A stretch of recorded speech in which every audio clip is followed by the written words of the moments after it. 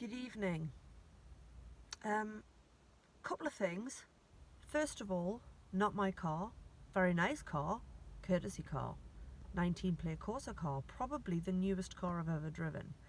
Why do I have courtesy car? Why am I talking like this? Not entirely sure. I was involved in a car accident on Sunday, and my beloved battered Clio, star of many a Katie in the car video, most of them in fact, is no more. So I'm in a really nice courtesy car, and if I'm sitting really still, that's because I have a bit of whiplash as a result of the accident on Sunday. Nobody was seriously hurt, but yeah, I lost my car in the process, and I'm a bit sore. So because I'm in courtesy car, I don't have my sticky sat-nav type majiggy, which I'd normally put on the windscreen to put the camera in, so I'm holding it. Upshot of all of this, or the upside rather, is that this will be mercifully short because my arm's hurting already. But this is a Katie in the Car film review, and the film in question is a new release called Ready or Not. Now, when I came to see Hustlers on Saturday night, it's now Thursday, I saw a trailer for Ready or Not, and I thought, oh, that looks like good fun. And then tonight I came to see it with my lovely friend Tracy. I bloody loved this film. It was an absolute riot. It's 95 minutes long, which more films should be. Not that I don't love a good, lovely, long epic, that you can get engrossed in, but I just think too many films these days are like, oh, get on with it. And this totally got on with it. So the lead character is Grace. She's played by an actress called Samara Weaving. Her uncle is the very famous and very talented Hugo Weaving. I've mentioned his name a couple of times today, and people have gone, I don't know who that is, and then I've gone, Lord Elrond and Agent Smith, and they go, oh, that guy. So that's her uncle. The only other thing, I had a quick look at Samara Weaving on IMDb, and the only other thing she's done that I knew was 3 Billboards Outside Ebbing, Missouri, in which she plays the girlfriend of Frances McDormand's ex-husband, and she's only in a few scenes, but she's absolutely brilliant in them. I didn't connect the two characters because she's blonde in this and she was dark-haired in that, but yeah, this is a real star turn for her. She plays Grace. She's marrying Alex. He is part of, I've got a really sore arm, sorry. He is part of a board game dynasty, a family of rich eccentrics who've made their money in board games, and she's marrying him, not for his money, but genuinely for love. On the night of their wedding, they have to play a game. It's a family tradition. She draws a card. The card says hide and seek, and she's a bit like, what, really? Yes, really, we're going to play hide and seek. You hide, we'll seek. Oh, but hang on a minute. Then our new father-in-law starts dishing out weapons. Guess what? They're going to hunt her down and kill her dead. Because they're devil worshippers. Oh my god, this film was so much fun though.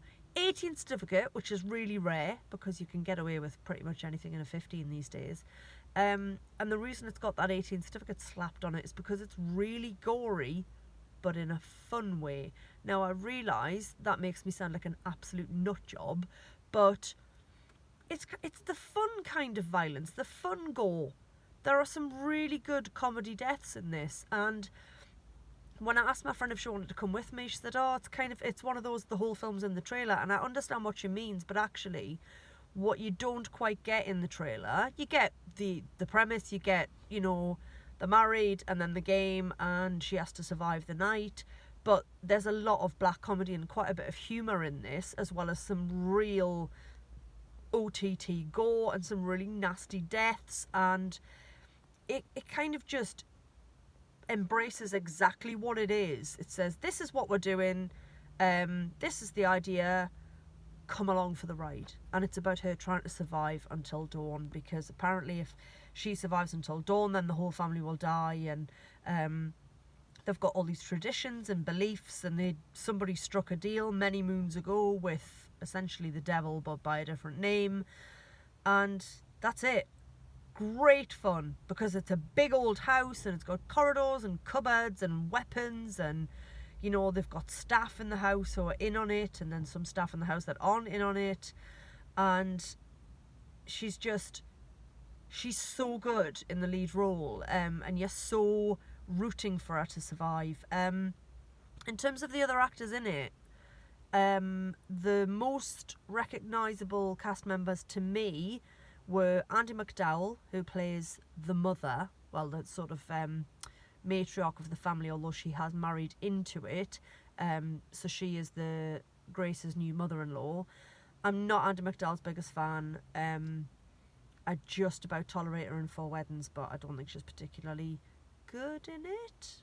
It's just a bit, you know, she was one of those actresses in the 90s where she was in everything, and I just never really thought she was that good. She's alright in Groundhog Day, I suppose, but in this, embracing her age and her wrinkles, you know, she plays that sort of strong matriarchal figure really well. The groom's brother is played by Adam Brody, who I feel like I haven't really seen in anything since, well, I mean, maybe a couple of things since the OC, but not much. He's aged very well. What a handsome chap. So he's the brother. He's a drunk. He hates his wife. His wife is also married into the family very much for the money. And yeah, it's just a great romp. And like I say, mercifully short.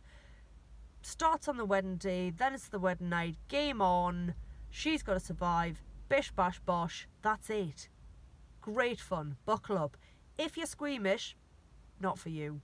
It's not scary at all, but it is nasty in places and gory. But like I say, that's balanced quite nicely with some really good black comedy and black humour.